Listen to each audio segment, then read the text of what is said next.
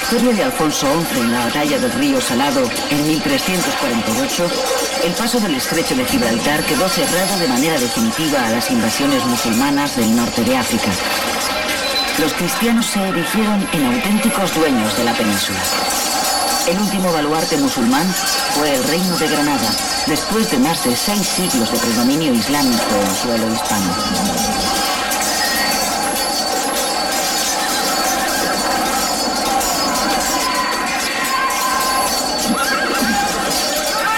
Las desavenencias entre los reinos cristianos habían marcado la historia de la península desde casi su misma formación. Se trataba de guerras entre estados independientes interesados en medrar a costa de sus vecinos. Acontecimientos históricos como la batalla de las Navas de Tolosa o la conquista del Estrecho, donde los ejércitos de los distintos reinos cristianos se unieron para luchar contra el enemigo común, no se repetirán con la asiduidad deseada.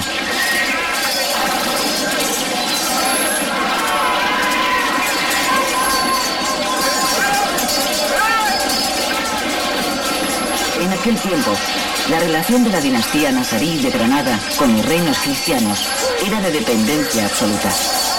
Este reducto del Islam conservaba un trato de vasallaje respecto a Castilla, lo que le obligaba a pagar ingentes cantidades de oro para mantener una precaria independencia.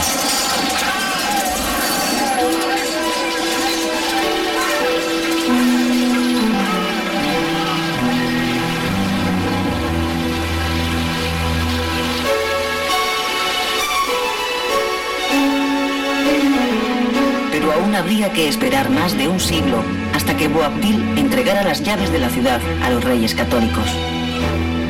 A partir de ese momento, acabarán las luchas fratricidas, los conflictos territoriales y los repartos de los reinos entre los miembros de la dinastía reinante. ¿Conseguirán los reyes cristianos ponerse de acuerdo para acabar con la reconquista iniciada tantos siglos antes? ¿Se logrará al fin reconstruir la unidad de la antigua monarquía visigoda, tal y como la imaginaron en su época los monjes mozárabes huidos del Islam y refugiados en los monasterios de las montañas del Cantábrico a mitad del siglo VIII?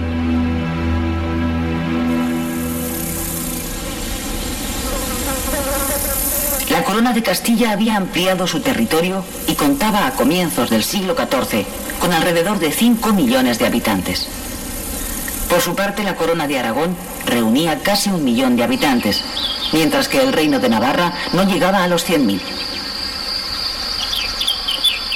Fueron algo más de 6 millones el número de personas que se vieron envueltas de repente en la miseria, la guerra o la muerte. En la segunda mitad del siglo XIV, pestes, crisis agrícolas, hambrunas, conflictos sociales, crisis económicas, guerras civiles o epidemias azotarán a todos los reinos peninsulares, aunque con distinta intensidad. La recesión demográfica del siglo XV es consecuencia, en parte, de una larga serie de calamidades que se abaten sobre Europa, en especial la peste negra. Esta penetra en la península ibérica por el Principado de Cataluña, en donde ya en 1333 el hambre se dejó sentir con toda su crudeza a modo de trágico preludio de la llegada de la primera epidemia de peste negra que se producirá en 1348. A partir de esa fecha, el crecimiento demográfico cayó en picado a lo largo de la segunda mitad del siglo XIV. Se ha venido considerando por distintos autores que la llegada de la peste negra fue el desencadenante de la recesión demográfica. La epidemia se inició en la India, siendo Crimea el punto de partida donde unos marineros genoveses la contrajeron transportándola después a Occidente. De Génova pasó a Barcelona, luego de extenderse por la Provenza y el Languedoc, para más tarde recorrer la península y casi toda Europa. Sus efectos fueron devastadores, ya que se cebó en una población mal alimentada y carente de las mínimas condiciones higiénicas. En Aragón, la peste se instaló en muchas poblaciones, en donde murieron alrededor de 18.000 habitantes a un ritmo de 300 muertes diarias. La isla de Mallorca perdió el 44% de sus habitantes entre los años 1329 y 1444. Cataluña, hasta el año 1497, sufrió una pérdida del 41% de su población. Pero la desgracia se ensañó en especial con el Reino de Valencia. En general, los reinos de Castilla, León y Portugal se vieron menos afectados por la peste negra que el resto de los reinos peninsulares.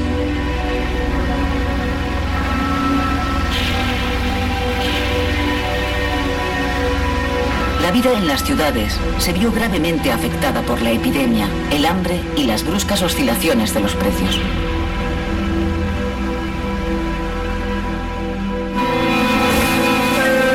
La minoría judía, hasta entonces respetada, se convirtió en víctima propiciatoria de este malestar general.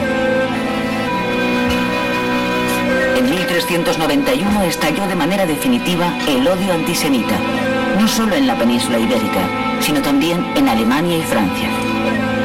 La gran masacre se inició en Sevilla y luego se propagó como la pólvora por toda la península. Poblaciones como Córdoba, Úbeda, Baeza, Jaén, Cuenca o Toledo fueron escenarios de matanzas de judíos que más tarde se extendieron a juderías como las de Valencia, Mallorca, Girona, Barcelona o Lleida. Solo las de Zaragoza y Calatayud se salvaron de la quema. Durante el siglo XV, la atmósfera social se volvió asfixiante para los judíos al dictarse leyes antijudías, expurgarse los libros hebreos, así como obligarles a asistir a prácticas cristianas. El Papa de Aviñón, Benedicto XIII, organizó en Tortosa la famosa disputa cristiano-judía que concluyó con la claudicación de los rabinos asistentes y la legitimación de las normas antijudías, lo que provocó un incremento de las medidas segregacionistas.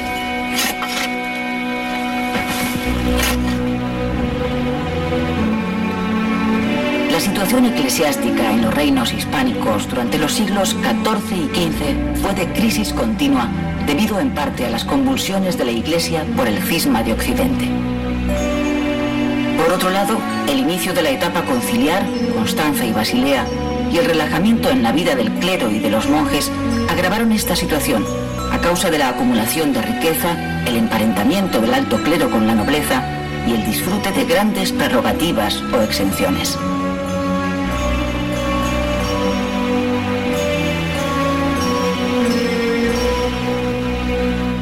En esta época, los monarcas empezaron a irrogarse el derecho a intervenir en los asuntos eclesiásticos relacionados con la vida del Estado. Así, por ejemplo, Alfonso el Magnánimo de Aragón implantará el pase regio, es decir, la aprobación real para que pudiesen circular las bulas pontificias.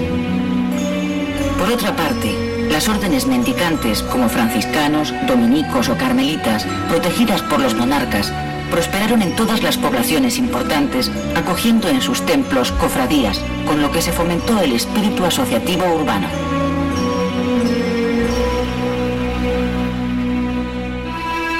En la Corona de Aragón funcionaba desde el siglo XIII el Tribunal de la Inquisición, destinado a reprimir pequeños focos de catarismo u otras herejías menores en relación con los vegardos y beguinas. En el siglo XV se produjeron focos heréticos en Vizcaya, conocidos como fraticellos de Durango.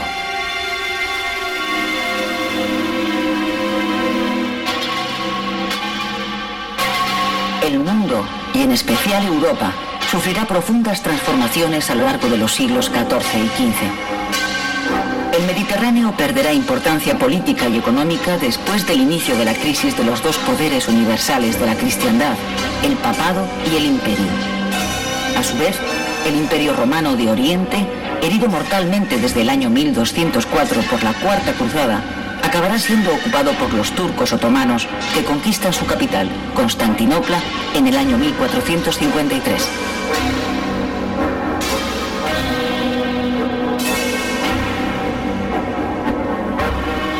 En este periodo de profundos cambios, la península ibérica no permanecerá al margen. Granada, la Corona de Aragón y el Reino de Navarra entrarán en una etapa de decadencia que desembocará en la desaparición de Granada y la entrada de Navarra en la órbita del Reino de Castilla, convertida desde el siglo XV en una potencia atlántica y con graves enfrentamientos con Portugal.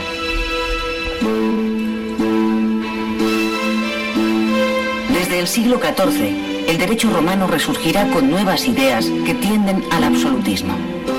Uno de esos principios cesaristas, lo que el príncipe place tiene vigor de ley, hizo fortuna, aunque no llegara a cristalizar hasta el advenimiento de los monarcas renacentistas a partir del siglo XV. En Castilla y León, las leyes aprobadas en Cortes a petición del rey conformaron los ordenamientos. Pero las Cortes en este reino aún no significaban un auténtico poder legislativo, porque el rey podía legislar sin su concurso, constituyendo su misión principal la de votar los impuestos. En cambio, en la Corona de Aragón, las Cortes tuvieron desde Jaime I verdadera potestad legislativa, impidiendo al soberano legislar sin su presencia. Las Cortes catalanas y valencianas constaban de 3 brazos: los altos cargos eclesiásticos, los nobles y los representantes de las ciudades o brazo real. Por su parte, en Aragón había un brazo más, ya que la nobleza se dividió en alta o ricos hombres y baja o caballeros. En Navarra, las Cortes legislaron poco, pero votaron los impuestos ordinarios y los extraordinarios. En la Corona de Aragón y Navarra surgió un organismo derivado de las Cortes, la Diputación. Convertida en una institución más estable desde Pedro el Ceremonioso, adquirió en Cataluña una gran importancia política con el nombre de Diputación del General o Generalitat. La administración territorial en Castilla y León se caracterizó por la pérdida de facultades de los condes, reducidos a jefes militares regionales a causa del desarrollo de los señoríos y los municipios. El condado, como circunscripción administrativa, se vio sustituido por las merindades. El merino se convirtió en un gobernador territorial. Así, Castilla se subdividió en 17 merindades. Murcia y Andalucía constituyeron adelantamientos, a cuyo frente estaba un adelantado de fronteras que era a la vez jefe civil y militar del territorio correspondiente.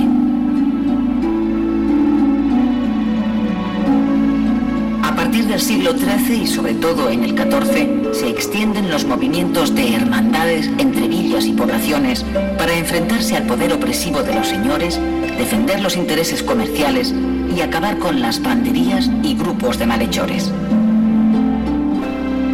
La Hermandad de Álava surge en 1417 a instancia de Vitoria, Treviño y Salvatierra, y Juan II aprueba en Valladolid su reglamento, reconociéndole funciones procesales y penales.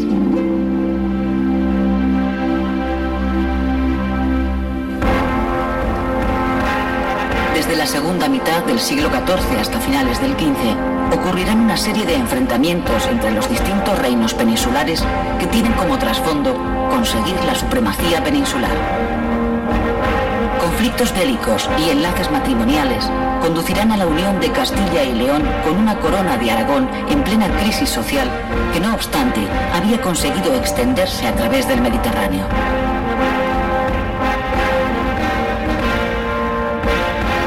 Más tarde, los 5 reinos peninsulares quedaron reducidos a 2 grandes bloques, el de la nueva monarquía hispánica, suma de diferentes culturas y personalidades a la que se incorporará Navarra a principios del siglo XVI y el Reino de Portugal.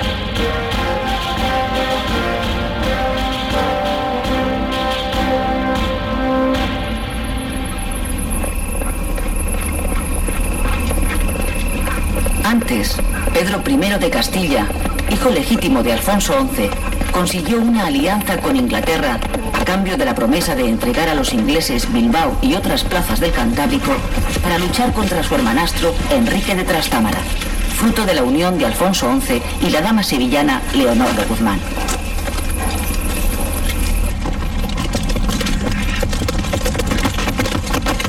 La ayuda inglesa fue esencial para Pedro I el Cruel, pero al no poder cumplir con lo prometido, estos le abandonaron, extremo que aprovecharía su hermanastro Enrique de Trastámara, quien en el famoso combate de Montiel dio muerte a su propio hermano, convirtiéndose en el nuevo rey de Castilla.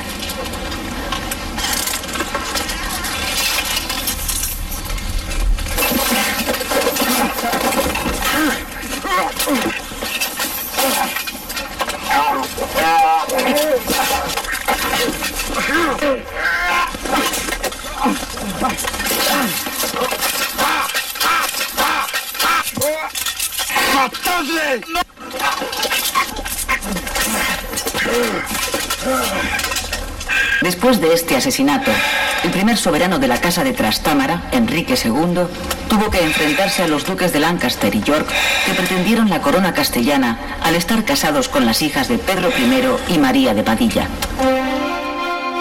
Al mismo tiempo, Fernando I de Portugal, al invadir Galicia, también ambicionaba la misma corona, mientras Carlos II el Malo de Navarra se apoderaba de Vitoria, Logroño y otras poblaciones. Y el rey de Aragón y el sultán de Granada abrieron hostilidades contra el nuevo rey de Castilla. Este, para oponerse a tantos enemigos, prodigó mercedes y exenciones en favor de una nobleza fiel de nuevo cuño. El segundo monarca de la dinastía Trastámara, Juan I, prosiguió la política de pacificación y de alianza con Francia. Casado con Beatriz, hija y heredera de Fernando I de Portugal, al morir este sin otra sucesión legítima, Juan I intentó hacer valer sus derechos y ser reconocido como rey de Portugal. Pero la oposición de los portugueses culminó en la batalla de Aljubarrota, 1385, en la que el rey de Castilla fue derrotado por el maestre de Avís, hijo bastardo de Fernando I, coronado más tarde como Juan I de Portugal. El monasterio de Batalla en Portugal se construyó para conmemorar la victoria portuguesa sobre el ejército castellano en Aljubarrota. Durante los primeros años del reinado de Enrique III el Doliente, correspondientes a su minoría de edad, el reino se sumió de nuevo en la anarquía. Durante este reinado se inició la política africana encaminada a combatir la piratería musulmana, destruyéndose Tetuán, 1400, al tiempo que Castilla se abría al Atlántico, al patrocinar la conquista de las Islas Canarias que dirigieron los caballeros franceses Juan de Betancourt y Gadifer de la Salle. La muerte prematura de Enrique III el Doliente supuso una nueva minoría en Castilla, encargándose de la regencia del nuevo rey, su tío Fernando, llamado el de Antequera por haber conquistado esta plaza a los musulmanes. Al ser elegido en Caspe como nuevo soberano de la corona de Aragón, Fernando abandonó Castilla en 1412, continuando unos años de intrigas cortesanas hasta que Juan II alcanzó la mayoría de edad en 1419. Sin embargo, Juan II entregó el poder a su valido, el condestable Álvaro de Luna, para dedicarse a sus aficiones favoritas, la caballería y las letras. Álvaro de Luna fue un hombre enérgico y decidido que enseguida concitó las envidias de la nobleza por su poder omnímodo. El condestable había conseguido una resonante victoria contra el reino musulmán de Granada en la batalla de la Higueruela en el año 1431, conmemorada años después por Felipe II en los frescos de la sala de batallas de El Escorial. Pero este éxito no pudo evitar el acoso de los nobles por su poder desmedido. Y a pesar de vencer a sus enemigos en la batalla de Olmedo, será finalmente depuesto en el año 1453, acusado de usurpar el poder real y las rentas de la corona, siendo decapitado en la plaza del Ochavo de Valladolid. El poeta Jorge Manrique tomó el ejemplo de su caída como símbolo de la brevedad de la gloria mundana en su obra poética Coplas a la muerte de su padre. Jorge Manrique, entregado a la carrera de las armas y a la vida militar, intervino en varias batallas. Murió en uno de estos combates, en abril de 1479, en el asalto al castillo de Garcimuñoz contra el rebelde marqués de Villena.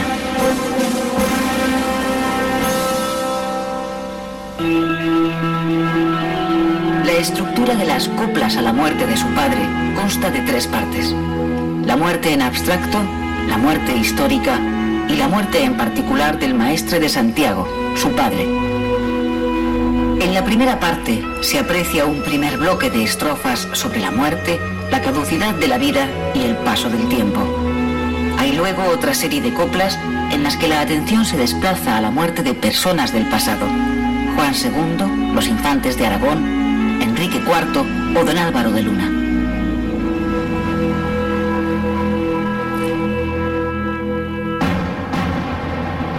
El reinado de Enrique IV se abrió de nuevo con la rebelión de la nobleza frente a la autoridad real. Aquella depuso al monarca en efigie en Ávila, la famosa farsa de Ávila, obligándole a reconocer como heredera a su hermanastra Isabel en Toros de Guisando. Isabel, conocida más tarde como la Católica, unida en secreto con el heredero de la corona de Aragón, Fernando, subirá al trono de Castilla en el año 1474. El reino, turbado por una nueva guerra civil a causa de la sucesión, no conoció la paz hasta después de la retirada de los portugueses y de la victoria de Toro en 1476. La posterior reconciliación con los nobles, la paz interior y la unión dinástica de la corona de Castilla y la de Aragón marcarán el inicio de una nueva época. El largo reinado de Pedro IV, 1336-1387, conocido como el Ceremonioso, sobresalió por su intento de conseguir la reunificación de la corona de Aragón, dividida primero desde el testamento de Jaime I y después de nuevo con la incorporación de Sicilia entre las distintas ramas de la dinastía catalano-aragonesa.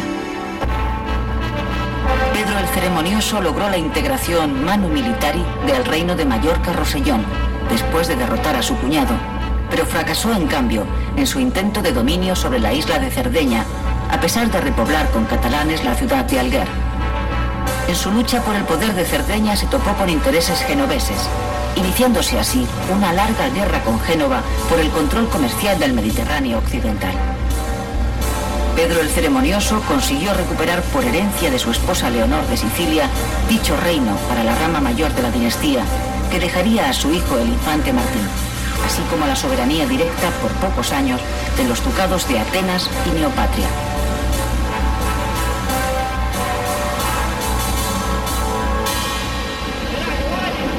En política interior, Pedro IV fortaleció la realeza y redujo los intereses nobiliarios, enfrentándose a la nobleza de Aragón y Valencia. Asimismo, obtuvo la victoria de Épila sobre los nobles aragoneses de la Unión. Como consecuencia de ella, abolió sus privilegios. Pedro el Ceremonioso dejó su particular visión de la corona de Aragón en sus numerosos registros de la Cancillería, así como en su minuciosa crónica. Sus ordenanzas trataron desde las fuerzas navales de la corona hasta la contabilidad fiscal o el detallado ceremonial de la corte. Es también el artífice de que el monasterio de Poblet se convirtiera en el panteón oficial de la dinastía. Los dos hijos de Pedro el Ceremonioso, Juan I y Martín el Humano, reinaron de manera sucesiva. Juan I, el amador de toda gentileza, fue un monarca aficionado a la música, la poesía y la caza, mientras que su hermano Martín I dejaría su reino de Sicilia para suceder a aquel. Fueron años de intensas contiendas contra los genoveses y los sardos sublevados, a los que venció el hijo del rey, Martín el Joven.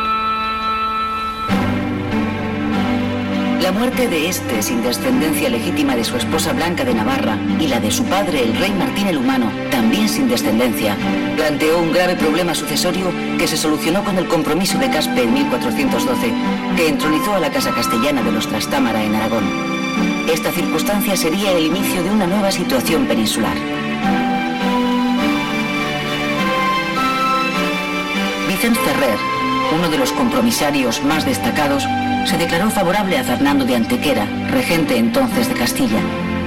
5 de los compromisarios se adhirieron a esta propuesta, 1 votó en blanco y 2 en contra. Vicent Ferrer leería la sentencia arbitral de obligado cumplimiento.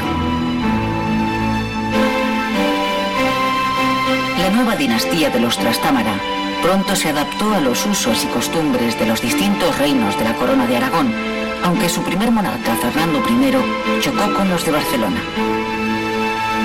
Al morir Fernando I en el año 1416, le sucedió su hijo Alfonso V, llamado el Magnánimo, que muy pronto se sintió atraído por la aventura mediterránea. Después de largas campañas con fortuna diversa, Alfonso V se apoderó del reino de Nápoles, entrando de forma triunfal en la capital a la manera de los antiguos emperadores. Este rey ya no regresaría a la península, convirtiéndose en un monarca más italiano que hispánico, impulsor de una corte renacentista en donde protegió a artistas y literatos. Mientras, su esposa María de Castilla y su hermano Juan gobernaban los estados peninsulares de la corona. A su muerte, Alfonso el Magnánimo dejó el reino de Nápoles a su hijo bastardo Fernando Ferrante, mientras que los territorios hispánicos, Sicilia y Cerdeña, eran heredados por su hermano Juan II. Desde el reinado de Pedro el Ceremonioso, se estaba gestando una profunda crisis en el Principado de Cataluña. La solución dada en Caspe frenó una posible guerra civil, aunque hubo un conato de revuelta caudillada por el conde de Urgel. En este periodo, la corona llevó una política de apoyo a los mercaderes, artesanos y menestrales agrupados en un partido de corte popular denominado La Busca, que luchaba contra la oligarquía urbana formada por ciudadanos honrados, rentistas y terratenientes, y que eran conocidos como La Viga. Estos también dominaban la Generalitat, desde donde atacaron y vencieron a los del Partido Popular, que solo se hizo con el poder municipal en 1453, siendo derrotados en 1462, al inicio de la Guerra Civil contra Juan II. Por aquella época, tuvo lugar en Galicia la Segunda Guerra Irmandiña, la revuelta antifeudal más importante que hubo en la Corona de Castilla. Navarra oscilará en dos direcciones. Por un lado, Carlos II de Navarra se sintió más cómodo en sus alianzas con los ingleses, orillando a los franceses en plena guerra de los 100 años entre Inglaterra y Francia. Por el otro, el Reino de Navarra intervendrá de manera activa en las pugnas entre Castilla y Aragón. El Reino de Navarra, encajonado entre los reinos cristianos más pujantes, fue cediendo poco a poco parte de su territorio. La coyuntura internacional ayudó a Enrique II de Castilla para invadir Navarra, llegando hasta las mismas puertas de Pamplona e imponiendo después una paz durísima. El nuevo tratado firmado con Castilla en Briones en el año 1379 dejaba el Reino de Navarra controlado por Castilla, pero las relaciones entre ambos reinos no se normalizarán hasta el Acuerdo de Estella en 1386.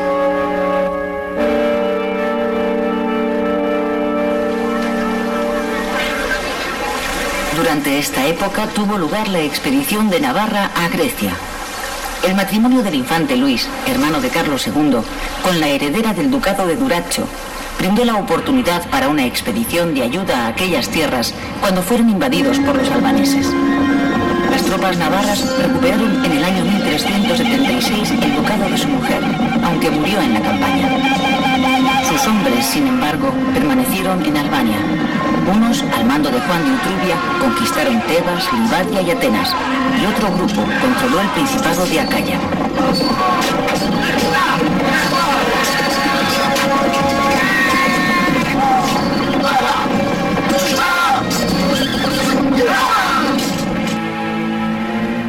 La muerte de Carlos III el Noble en 1425 inauguró otra etapa que se prolongará hasta finales de la época medieval, en donde las alianzas matrimoniales, los vínculos familiares y los compromisos de linaje marcarán la pauta de las relaciones políticas y sociales.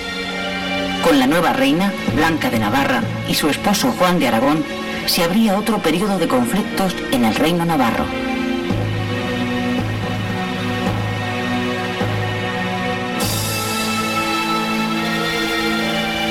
La muerte de la reina Blanca de Navarra antes que el rey, en el año 1439, originó una situación testamentaria no prevista con su sucesor legítimo en edad adulta, Carlos, príncipe de Viana. Este había nacido en el castillo de Peñafiel, reconstruido en el siglo XIV por el infante don Juan Manuel, y también morada de Alfonso X. Se llegó a un tipo de acuerdo entre padre e hijo, mediante el cual Carlos de Viana recibió de su padre, el rey, el nombramiento de lugarteniente general. Pero la segunda boda de su padre, Juan II de Navarra, con Juana Enríquez, hija del almirante de Castilla, sin notificación previa al reino, desencadenó las hostilidades. Un año después, se produjo la ruptura del rey con su hijo, ruptura que habría de enmarcarse dentro del ámbito de la política castellana, al instalarse Juan II de nuevo en Navarra para controlar mejor los asuntos de Castilla. Carlos de Viana, acompañado de su condestable Luis de Beaumont, huyó a tierras guipuzcoanas y riojanas, en donde mantendría contactos con don Álvaro de Luna y sus partidarios.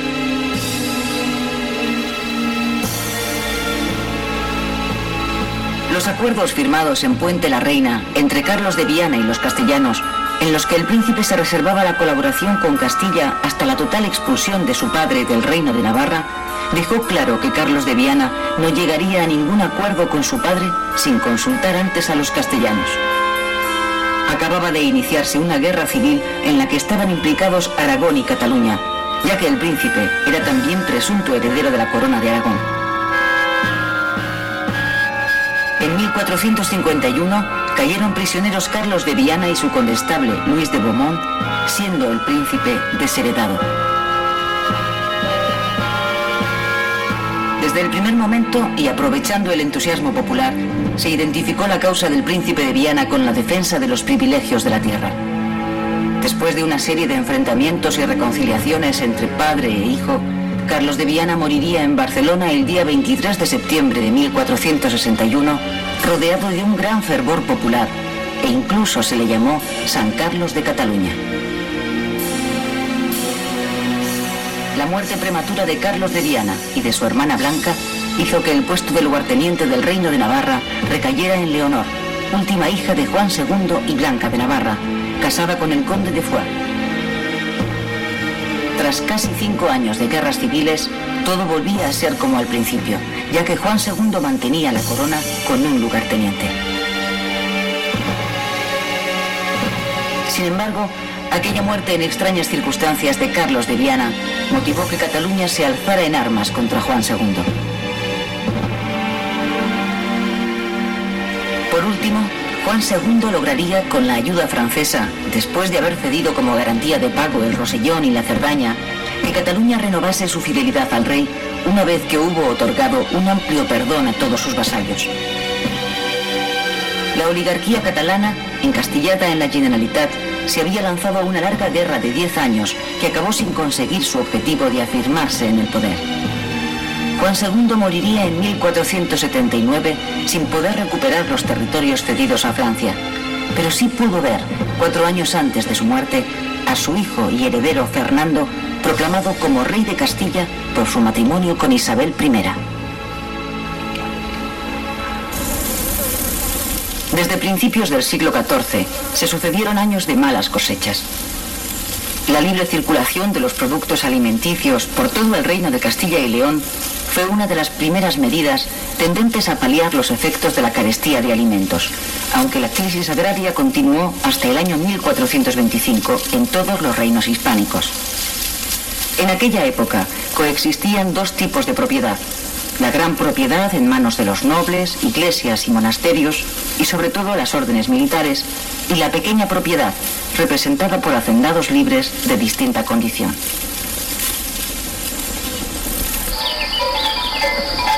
Por otro lado, la mejora de la calidad de las lanas, logrado a comienzos del siglo XIV mediante el cruce de las ovejas churras con corderos merinos importados del norte de África, facilitó la expansión de este comercio. A lo largo del siglo XV, la expansión comercial de Castilla descansó básicamente en la exportación de materias primas como la lana, el hierro, miel, frutos secos, arroz, aceite, limones, cueros, cera, vinos, azúcar de caña, pescado, sustancias colorantes o mercurio.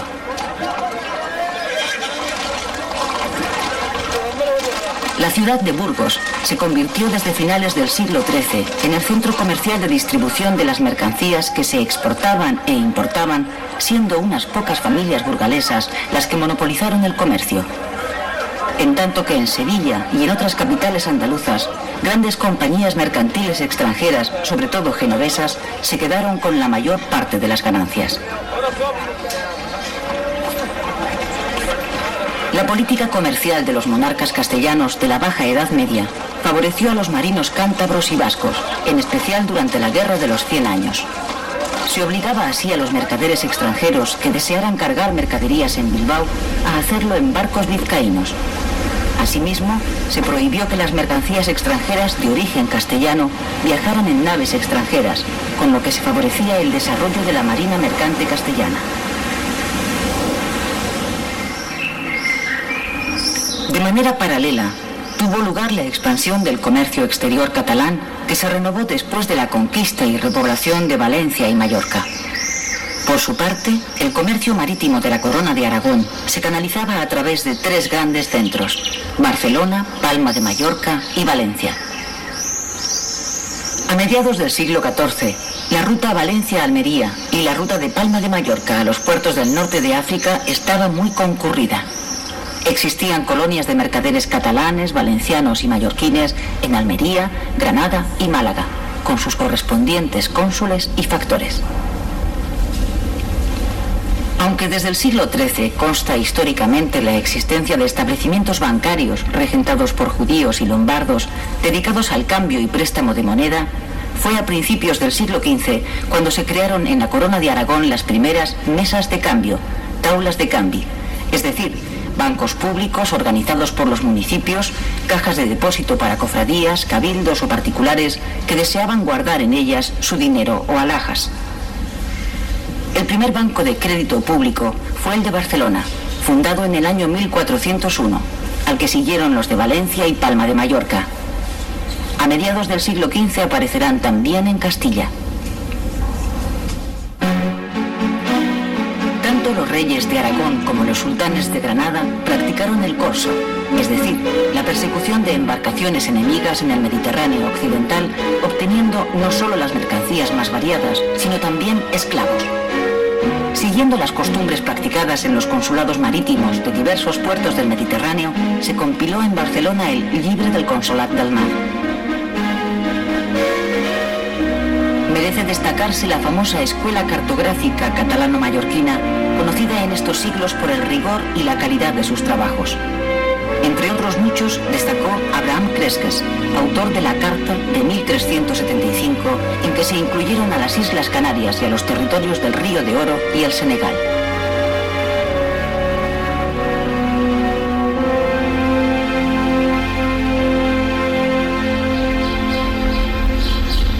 En la ciudad italiana de Bolonia, el Colegio de San Clemente de los Españoles, fundado por el cardenal Gil de Albornoz en el año 1364 para estudiantes de los distintos reinos hispánicos, permanece aún hoy en funcionamiento gracias a la previsión de su fundador, que dejó como heredero universal al propio colegio. Los bolonios del siglo XXI, como se conoce de manera familiar a estos estudiantes, comparten con sus antepasados del siglo XIV las celdas, hoy reconvertidas, el patio, la capilla, la biblioteca o el jardín, merced a las becas que todos los años concede esta fundación de origen medieval.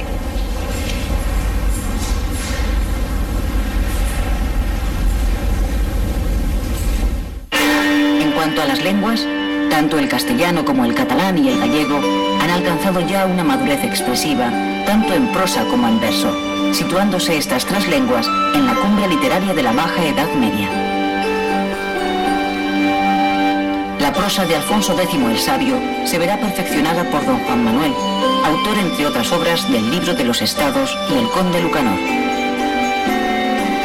El infante don Juan Manuel está considerado el prosista castellano más importante del siglo XIV. Pertenecía a la más alta nobleza, era nieto de Fernando III y sobrino de Alfonso X, y como él mismo decía, podía atravesar el reino de Castilla desde Navarra a Granada, pernoctando cada noche en una villa o un castillo propios.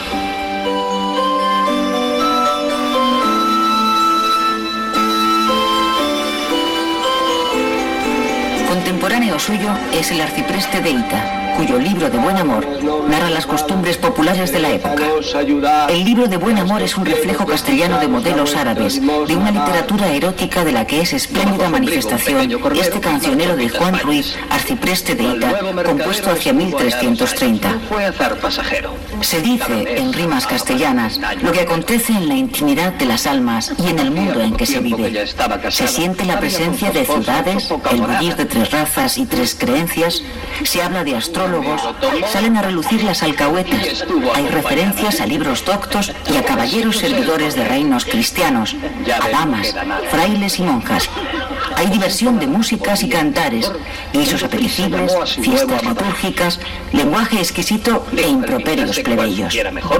Todo revuelto y confuso y presentado en una orgía de sensaciones que detona junto a un derroche de moralidades abstractas.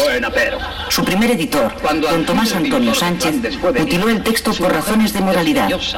Juan Ruiz dijo lo que iba a ser: un libro de buen amor, que los cuerpos alegre y a las almas preste. Dijo don Pitas Payas: señora, perdonad. Mostradme la figura y tengamos solazo. Señor, como os agrade, vos mismo la mirad. Todo lo que quisierais hacer, hacedlo audaz. ¿Cómo, señora, es esto? ¿Cómo pudo pasar que encuentre yo carnero donde pinté el lechal? Mas como la mujer en tal clase de enredos es sutil y muy sabia, le dijo: Compañero, un lechal en 2 años no será hacer carnero. Si no tardaseis tanto, aún sería cordero. Al mismo tiempo, la moda de las novelas caballerescas encumbró a Joanot Martorell con su magnífico Tirant lo Blanc, así como la aparición de Curial e Güelfa, de autor desconocido. Esta última, más que una novela de caballería, parece una novela erótico-sentimental influida por Boccaccio. El anónimo autor novela muchos aspectos de la figura de Pedro el Grande de Aragón. A la influencia francesa del siglo XIV se añade ahora, en el XV, la italiana, iniciándose una corriente prehumanística de notable calidad. El gallego y el leonés continúan utilizándose en el Cancionero de Baena, 1445. En la corte de Juan II de Castilla destacaron los poetas Diego López de Mendoza, marqués de Santillana, autor de la Comedieta de Ponza y del Doctrinal de Privados, así como Juan de Mena, gran poeta cordobés que escribiría El laberinto de la fortuna. Según Juan de Mena, la justicia consiste en 100.000 engaños, malicias e artes. Los textos legales con más opiniones que uvas en cesto dan motivo a las trapacerías de jueces y abogados. Asimismo, a finales del siglo XIV y principios del XV, floreció la obra de la familia March, sobresaliendo en especial el gran poeta valenciano Ausiàs March, 1393-1459. Lo fundamental de la obra del poeta se agrupa en 4 cancioneros: Cants d'amor, Cants de mort, Cants morals y Cant espiritual. La poética de Ausiàs March viene a fundir la tradición provenzal con la nueva poesía italiana, Stil nuovo, siendo un gran conocedor de la obra de Dante y Petrarca.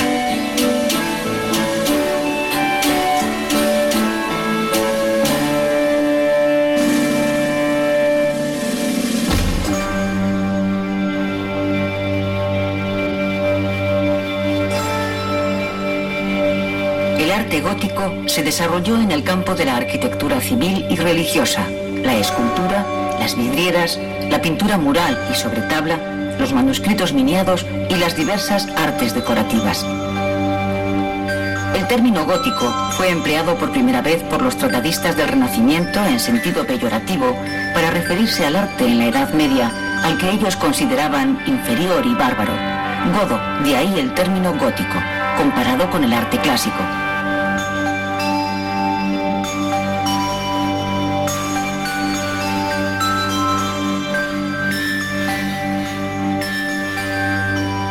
El estilo gótico encontró su gran medio de expresión en la arquitectura. Surgió a mediados del siglo XII a partir de la evolución de precedentes románicos y otros condicionantes teológicos, tecnológicos y sociales. Las mayores realizaciones del gótico se manifestaron en el terreno de la arquitectura religiosa. La arquitectura gótica empleó el arco apuntado, agujas, chapiteles y gabletes, reforzándose el sentido ascensional para conseguir, entre otros efectos, la máxima luminosidad. Todas estas cualidades estilísticas fueron posibles gracias a las innovaciones constructivas, en especial la aparición de la bóveda de crucería. El extremado crecimiento vertical de la arquitectura gótica origina y explica las particularidades estructurales y ornamentales de este estilo.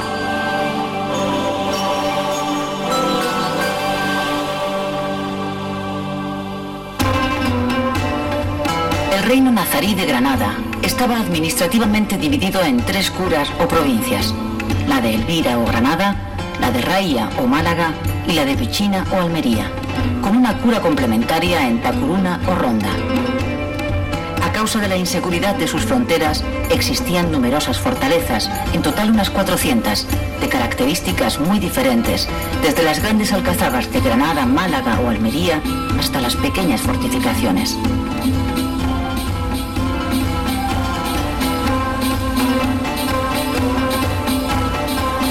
Las victorias obtenidas por Alfonso XI de Castilla alejaron de forma definitiva las invasiones africanas, dejando el reino nazarí reducido a un territorio cada vez más pequeño y sin posibilidad de recibir refuerzos de África. El reino musulmán de Granada durante el siglo XIV pudo aún aprovecharse de la rivalidad castellano-aragonesa, pero en el siglo XV su supervivencia política dependerá solo del interés de los reyes y de los problemas internos castellanos.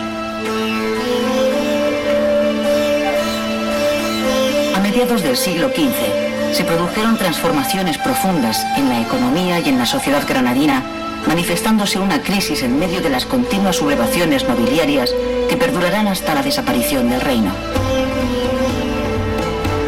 El reino nazarí fue incapaz de atender la numerosa emigración que provino de los musulmanes expulsados o fugitivos de Castilla y de la Corona de Aragón. Emigración que a su vez fue decisiva en el desarrollo de las actividades comerciales, el arte o la cultura.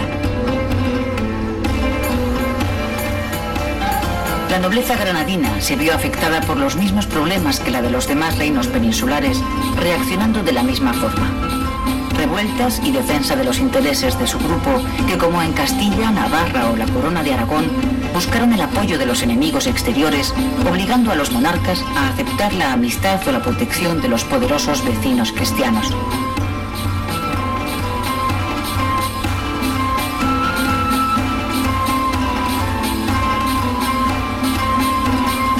Los problemas internos castellanos permitieron a Granada mantener la estabilidad de sus fronteras hasta las campañas de Fernando de Antequera en 1406 y 1410. Estos éxitos castellanos coincidieron con la minoría de edad de Muhammad VIII, época en la que un gran descontento popular por los excesivos impuestos permitió a los abencerrajes de las crónicas castellanas destituir al rey y colocar otro a su medida. 13 años más tarde, los nobles opuestos a los abencerrajes proclamaron a su vez a un nuevo monarca, entrándose en una etapa de anarquía total. El trono se lo disputaron 5 reyes en un corto periodo de 8 años. Después de muchos vaivenes políticos, los abencerrajes ofrecieron el trono a Muley Hassen, que reinó desde 1462 hasta 1482.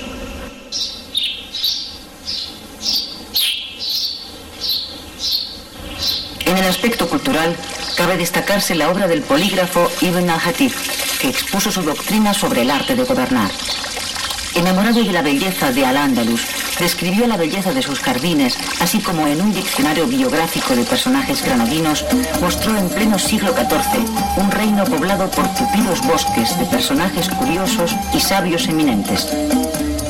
En su obra Resplandor de la luna llena acerca de la dinastía nazarí, hizo una descripción muy hermosa de Granada y sus gentes, alabando las altas torres de la Alhambra, sus gruesas murallas, sus bellos edificios, sus jardines y sus huertas.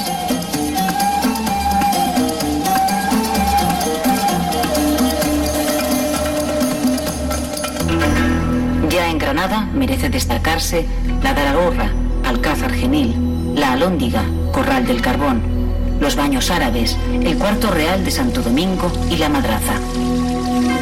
Fuera de Granada sobresalen la Alcazaba de Málaga y la Mezquita de Ronda, la antigua Mezquita de Archidona, hoy utilizada como iglesia, y el Alminar de San Sebastián en Ronda.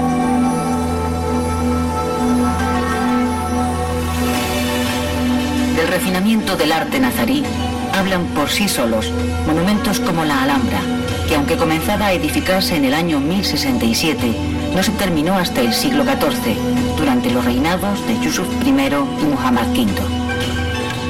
Se trata de un conjunto excepcional edificado a lo largo de un siglo y medio, sin un proyecto unitario y varias veces reestructurado y redecorado. El arte nazarí alcanzó su cima en construcciones como el Cuarto de Comares, el Patio de la Alberca, el Patio de los Leones o los Jardines del Generalife, así como en las techumbres o bóvedas de las salas de los abencerrajes y de las Dos Hermanas. Este arte se caracteriza por la esbeltez y la finura de sus columnas y las inscripciones decorativas.